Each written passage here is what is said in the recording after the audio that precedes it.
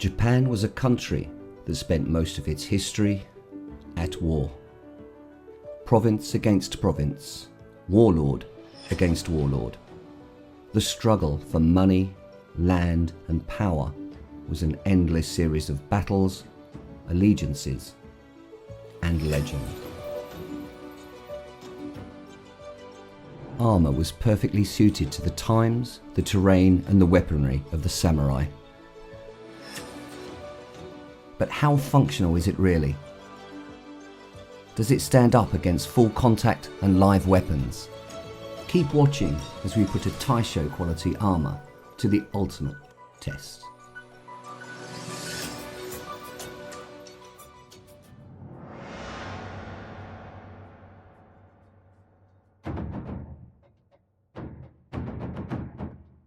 The iconic image of the samurai in full battle armour.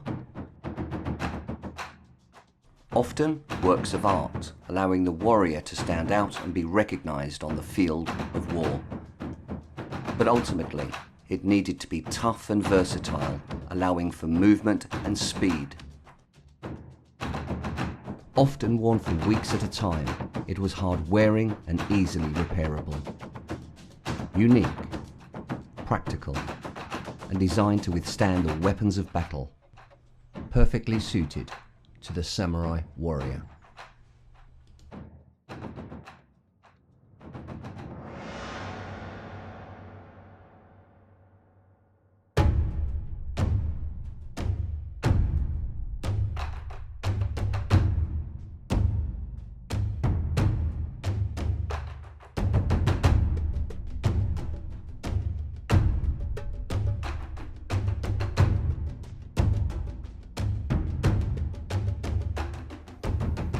So welcome to Fannin's Hall Hotel, a beautiful hotel with Japanese gardens over 2 acres that is open to the public.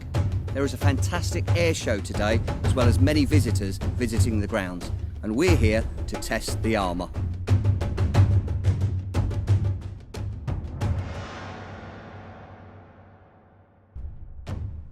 The Iron Mountain Armory has been handcrafting samurai armor since 2005. They offer the most authentic, economical, and customizable samurai armor in the world. They currently offer their armor in 3 separate classes. The Kachi class, or foot soldier's armor, is for the samurai on a budget.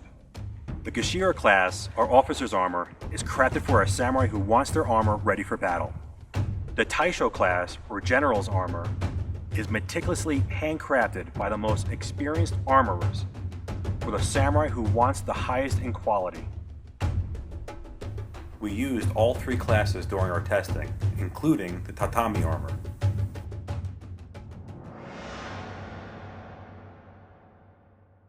The battles on the Japanese plains made full use of samurai cavalry.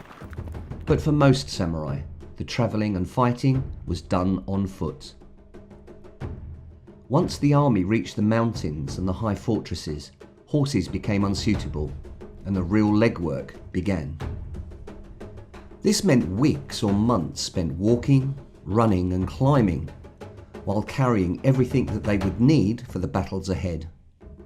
Samurai armour therefore needed to be comfortable and flexible, and allow the wearer to be able to carry out all of those tasks without hindrance. The armour should allow the ability to climb trees and scan the land ahead.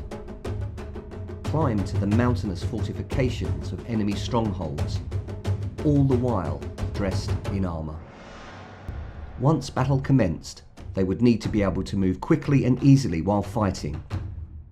If knocked down, have the ability to get up and continue the fight. The armour would need to be light enough to allow for this, but tough enough to withstand the treatment. The Iron Mountain Armour was tested under all these conditions. Well, after climbing trees, climbing mountains, rolling and fighting, the armour was surprisingly comfortable. It took all of the impacts with ease and no bruising, which is a great success. Can you move in Iron Mountain armour? The answer is yes.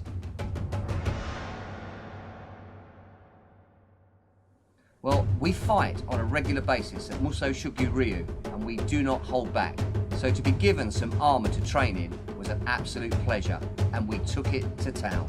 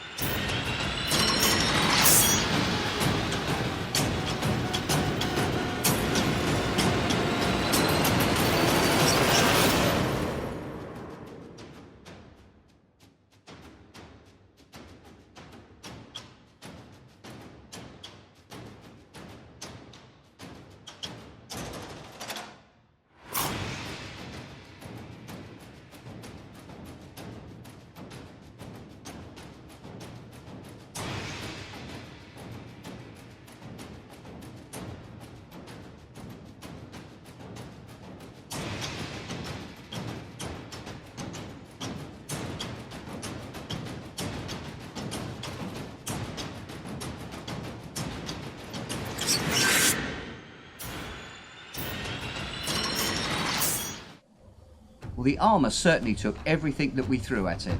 There was a few scratches and a few minor dents, but they're easily polished out and fixed. An absolute pleasure to fight in. Muso Shugyo would definitely recommend Iron Mountain Armory as the armour to wear for combat.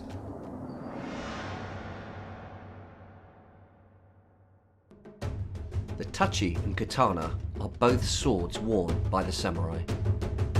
Whilst in armour, the tachi will be hung from the waist with the blade facing down, while the katana, slightly shorter and less curved, will be worn through the belts with the cutting edge up. Despite popular opinion, the sword is not a main battlefield weapon, as it is ineffective against most armours. Think of it as a sidearm for emergency use, and perfect for taking enemy heads. So how effective will a katana be against Iron Mountain armour?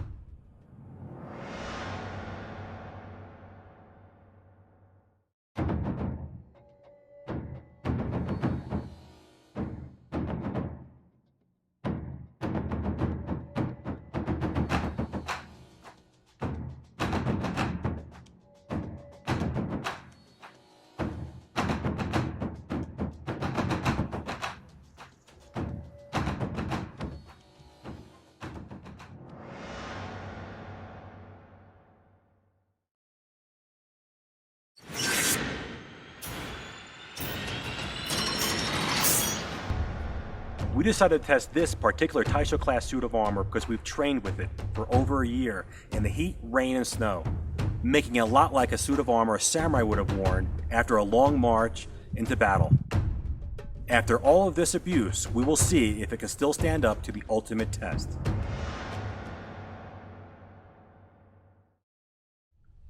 So the first two strikes that we're going to look at is the Kabuto, the helmet, and the Do, the body. We're going to bring the sword straight down on top of the helmet. Now I'm not expecting it to work. The helmet should absorb the blow. We're then going to move through with a good strike to the chest or the Do. Now this could penetrate. It'll be interesting to find out. Let's see what happens.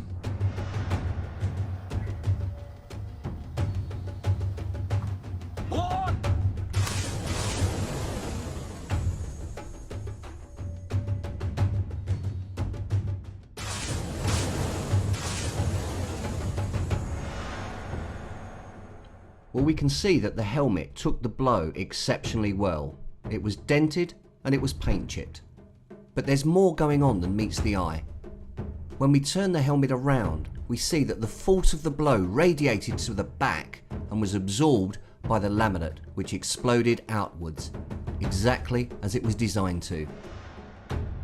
While the dough showed extreme tough protection. It literally got dented and scraped. The wearer in both of these strikes would have known they'd been hit, but would have survived.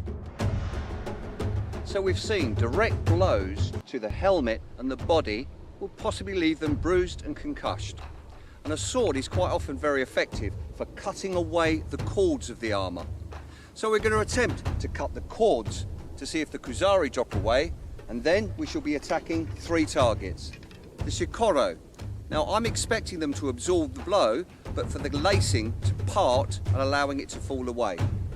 We are then going to come through with a strike to the most solid part of the sode or shoulder guard, followed by attack to the plates themselves. Will the cord hold? Will the armour bend? Or will the sword penetrate?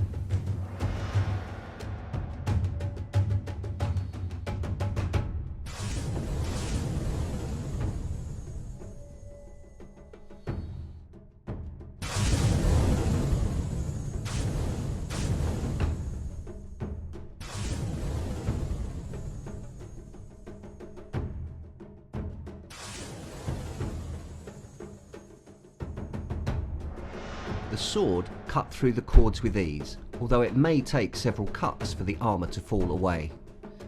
Both the shikoro and the kuzari survived well. Dented, some chipping, and definitely lace was cut, but the samurai would have survived. Now for me, the weak part of the armour has always seemed to be the arm and the wrist. We have quite solid armour on the forearm and just chainmail on the upper arm. I think we'll probably be okay. A possible broken arm, but not a penetration. But I really think the sword will cut through this chainmail.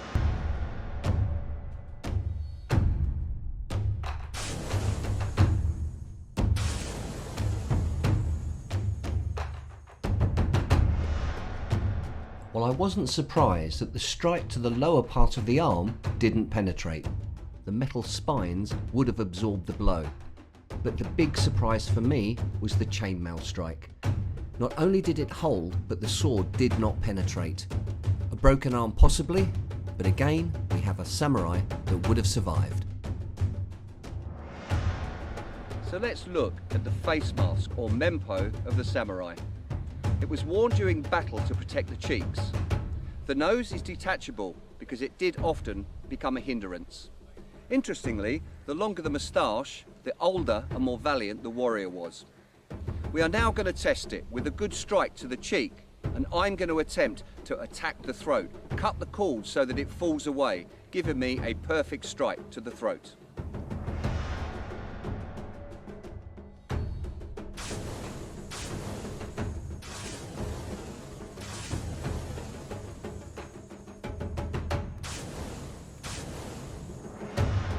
The mempo took very minor damage. I'm sure the warrior would have had a broken jaw.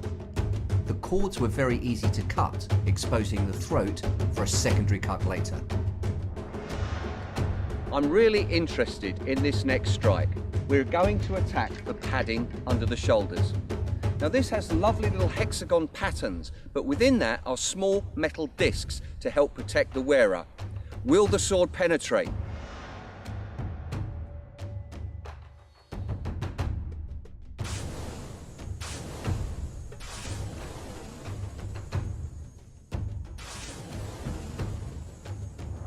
Well, the small metal discs in the padding certainly did their job. The sword could not penetrate.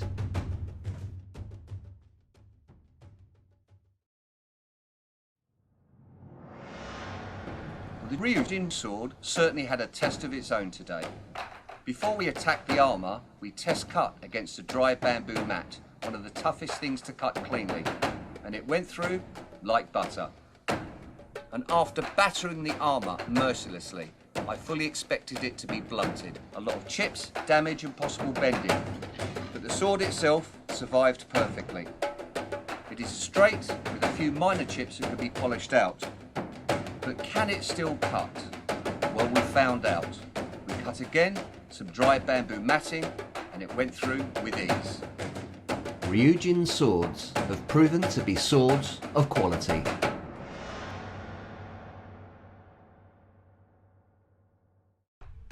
The spear, or yari, were characterised by a straight blade that could be anywhere from several inches to more than 3 feet in length. The blades were often made of the same steel that Japanese swords were forged with, and were very durable. The yari is perfect for thrusting and slashing, and slamming enemy samurai to the ground, and all samurai would be expected to train regularly, no matter what rank they were.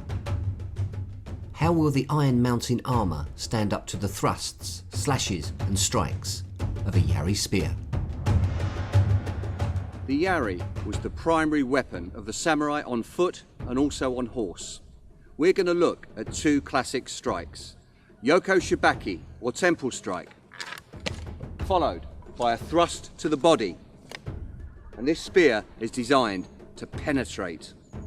Let's see what happens.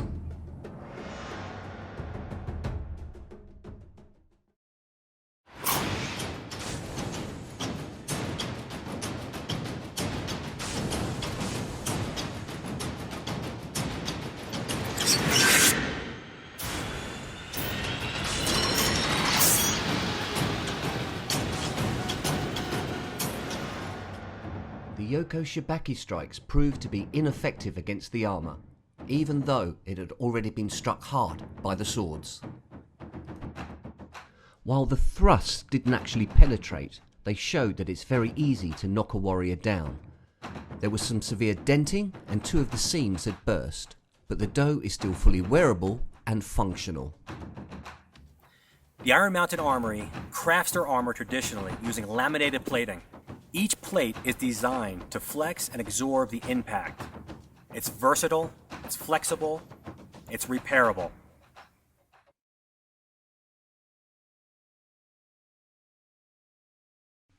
The Yumi Bow is exceptionally tall, standing over 2 meters in height and unique in design and use. Able to be shot from horseback, from foot and from low ground positions, the Yumi was a great long-distance weapon, but needed years of skill to master. The arrows are far longer than their Western counterparts and could be fitted with a wide range of arrowheads to devastating effect. Japanese armour had to be able to resist the arrows from penetrating the body. How will the Iron Mountain Armour fare against the Yumi Bow and Arrow? Now the Japanese Yumi Bow is unique in all of the world, perfect for shooting from horseback and from low on foot. At Muso Shugyo Ryu we practice battlefield archery and I've shot many targets, but this is the first time to shoot into armour.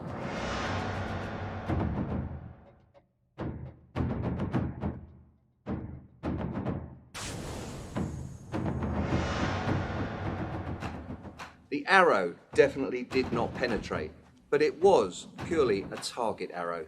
I can't help but wonder what an arrowhead would actually do to this armour, and I've decided to find out next.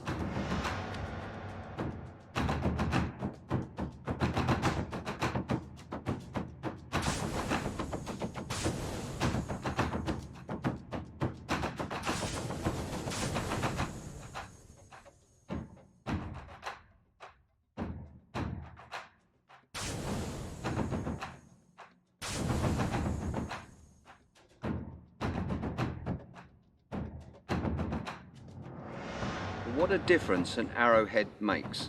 I must admit, on a glass fibre arrow, it did throw the aim off slightly to the left, but we had penetration. From 35 feet, we saw it just went in about 1/4 inch, not killing the samurai. From 25 feet, we managed to get a penetration of about 1/2 inch. But once we moved closer to 15 feet, it penetrated a lot deeper. But as we can see, the samurai would have had a nick and not a kill, because it would need to go through at least 3 inches to finish him off. Once again, the samurai has survived.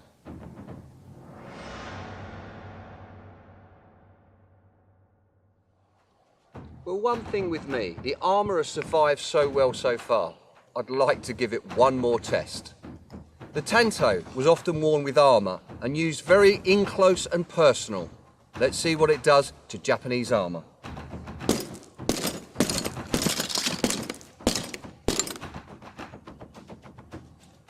Well, we've certainly bent the tanto, but the armour is absolutely fine. Once again, Iron Mountain Armory. Samurai armour for the modern warrior.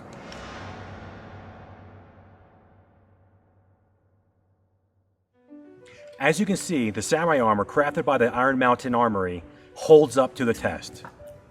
Everything that we put the armor through grappling, fighting, sparring, climbing trees, scaling mountains, it standed up to the test.